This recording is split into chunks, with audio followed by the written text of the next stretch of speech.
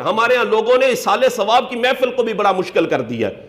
ختم قل پر ہم پوری دعوت کا ماحول بنائے بیٹھے ہوتے ہیں، پوری دعوت کا ایک ماحول ہوتا ہے، وہاں پر جناب گوشت پک رہا ہے، وہاں پر جناب چکن پک رہا ہے، وہاں پر بریانیاں پک رہی ہیں، وہاں پر سالن پک رہا ہے، وہاں پر روٹیاں کھل رہی ہیں، وہاں پر نان کھل رہے ہیں۔ جناب یہ کیا ہے؟ کہتے ہیں جی ختم قول پہ ہوندہ ہے۔ ختم قول ہو رہا ہے کہ دعوت ہو رہی کہ ولیمہ ہو رہا ہے؟ اصالِ ثواب کی محفل میں اور بھائی ولیمے میں فرق کرو، اصالِ ثواب ہے۔ اس طرح کی جو محفل رکھی جاتی ہے، ختم قول ہو یا 10ویں کا ختم ہو یا 40ویں کا ختم ہو، اس کا معنی کیا ہے؟ اس کا مطلب کیا ہے؟ اس کا مطلب ہے اصالِ ثواب کرنا، مرنے والے کی روح کو کوئی پڑھ کر بخشنا، قرآن پڑھ کر اس کو بخشو، سورہ یاسین پڑھ کر اس کو بخشو، درود پاک پڑھ کر اس کو احسال کرو، اس طرح اللہ کا ذکر کر کے اس کو احسال کرو۔ تم نے کیا تماشا بنایا ہوا جناب؟ روٹیاں پاڑی جا رہی ہیں، یہ ختم ہو رہا ہے۔